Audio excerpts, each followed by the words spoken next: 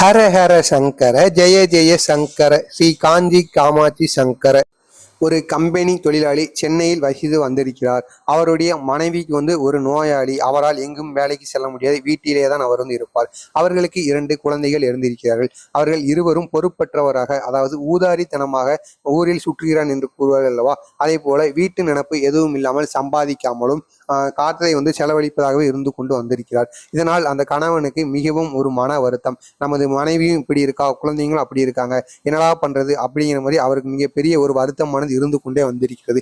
இதையெல்லாம் அவரது நண்பனான ஒருவரிடம் போய் அழுது புலம்பியிருக்கிறார். இதை கேட்ட அவர் நண்பர், அதாவது நான் நிறைய கேள்விப்பட்டிருக்கிறேன், இந்த காஞ்சியில் ஒரு மகான் இருக்கிறாராம், அவரை போய் சந்தி, உன்னைய பிரச்சனைகள் அனைத்திற்குமே அவர் ஒரு வழி காட்டுவார் என்பது போல கூறியிருக்கிறார். இதை கேட்ட அவரும் காஞ்சி, அதாவது அவருடைய வேலை சம்பந்தமாக காஞ்சிபுரம் வழியாக செல்ல இருக்கிறார். அப்பொழுது காஞ்சிக்கு போய் இந்த பெரியவரை சந்தித்து விட்டு போயிடுவோம் என்கிற மாதிரி அவர் போயிருக்கிறார். அவர் போன வேளையில் அங்கு மிகவும் கூட்டமாக பக்தர்கள் மடத்தீரில் இருந்திருக்கிறார்கள். இதை பார்த்து அவர், அதாவது நாம் மிகவும் லேட்டாக வந்து விட்டோமே, நாம் அந்த மகானை சந்திக்க முடியாதோ, நம்ம இப்போ என்னடா பண்றது, நமக்கு வேற வேலை வேற இருக்கிறது, நம்ம உடனே செல்லணுமே அப்படிங்கிற மாதிரி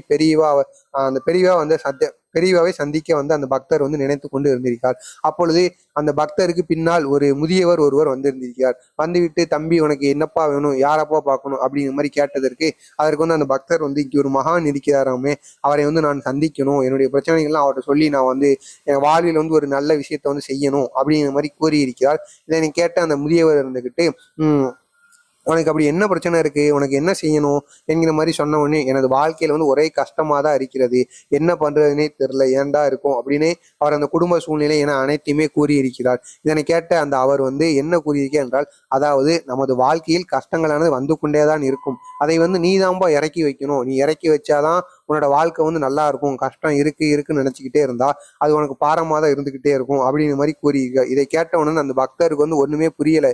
அதாவது நீங்க என்னதான் சொல்றீங்க, கொஞ்சம் புரியுற மாதிரி சொல்லுங்க என்ற மாதிரி கேட்ட உடனே, அதாவது நீ இப்ப வெளியூருக்கு எங்கேயாச்சும் போகும்போது துணி அதெல்லாம் லக்கேஜ் பெருசா கொண்டு போற, அப்போ லக்கேஜ் உன்னால தூக்க முடியலன்னா அங்க வேலைக்கு ஆட்களை வச்சு நீ அதை கொடுத்து தூக்கிட்டு போக சொல்லுவோம் தெரியுமா, அதே மாதிரி உனக்கு இருக்க கஷ்டங்களையும் அந்த மூட்டையை நீ எப்படியாச்சும் கழட்டி வைக்கணும், அதை கழட்டி வச்சா மட்டும்தான் உனது வாழ்க்கையில நீ அடுத்த கட்டத்துக்கு போக முடியும், நீ அதையே நினைச்சு புலம்பிக்கிட்டு இருந்தீங்கன்னா ஒன்னும் ஆக போறது கிடையாது. அது மட்டும் இல்லாம நீ அந்த கஷ்டத்துல இருந்து எப்படி வெளியே வரலாம் அதை பத்தி தான் நீ யோசிக்கணுமே தவிர, அந்த கஷ்டம் நீ விட்டு போக மாட்டேங்கி, அது எப்படா போகும், நம்ம எப்படா நல்ல வாழ்க்கையில வாழலாம் என்று நீ நினைச்சுக்கிட்டு இருந்தீங்கன்னா அதை விட்டு என்னைக்குமே போகாது. அந்த கஷ்டம் சரியாகிரும். நம்ம இந்த அதை நினைச்சுக்கிட்டே இருக்கனால உனக்கு அந்த கஷ்டமானது பெருகி கொண்டே இருக்கிறது. அவர் கூறியது என்னவென்றால், அதாவது நீ எதை பற்றி நினைத்து கொண்டே இருக்கிறாயோ அதை நீ கண்டிப்பாக அடைவாய் என்பது போல அவர் கூறியிருக்கிறார்.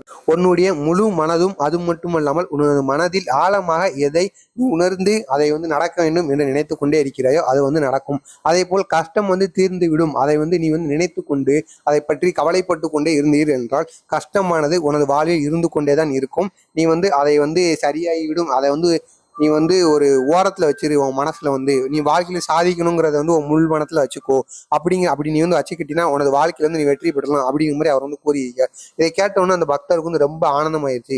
அடுத்ததாக, நீங்க இவ்வளவு கூறுகிறீர்களே, நீங்கள் கூறியதெல்லாம் எனது மனதுக்கு மிகவும் ஆறுதலாக இருக்கிறது, இதையெல்லாம் கூறுகிறீர்களே, நீங்கள் யார் என்று அவர் கேட்க, அதாவது என்னை இந்த காஞ்சியில் அனைவருமே நீ மகாபெரிவா என்று அழைப்பார்கள் என்பது போல கூறியதும் அவருக்கு ஒரே மனது முழுக்க ஒரே அதிர்ச்சி. என்னடா இது, இவ்வளவு பக்தர்கள் இருக்கார்களே, அவர்கள் அனைவரும் இருக்கும்போது நம்மளை மட்டும் இவர் சந்திச்சு இப்படி பேசியிருக்காரு, அப்போ நமக்கு அதிர்ஷ்டம் தான் அப்படிங்கிற மாதிரி அந்த பக்தர் நினைச்சு போயிட்டாரு.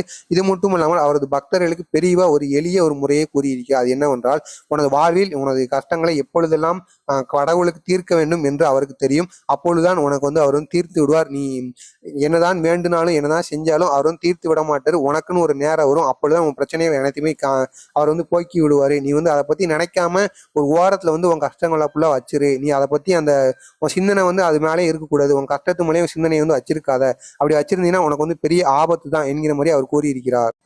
எனவே நீங்களும் உங்களது வாழ்க்கையில் கஷ்டங்களானது வந்து கொண்டே இருந்துச்சுன்னா அது ஒரு ஓரமா வச்சிருங்க. அது இந்த வாழ்க்கையில ஒரு சின்ன கல்லு மாதிரி, கல்லை பக்கத்துல வச்சு பார்க்கும்போது சிறுசா தெரியும், தொலைல வச்சு பார்க்கும்போது ரொம்ப பெருசா தெரியும் என்று கூறுவார்கள் அல்லவா, அதே போலதான் நீங்க கஷ்டங்களை மனசுல நினைச்சுக்கிட்டே இருக்கனால அது பெருசா தெரியுது.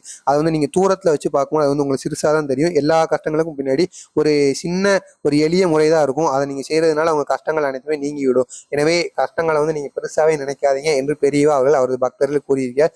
நீங்களும் இதை கேட்டு நல்லபடியாக நினைத்து வாருங்கள், உங்களது வாழ்க்கையிலும் வெற்றிகள் கிடைக்கும். உங்களுக்கு இதை போன்ற பெரியவா கூறிய அனைத்து கதைகளும் அவர் கூறிய மோட்டிவேஷன் ஸ்பீச்சும் தொடர்ந்து வந்து கொண்டே இருக்க வேண்டும்.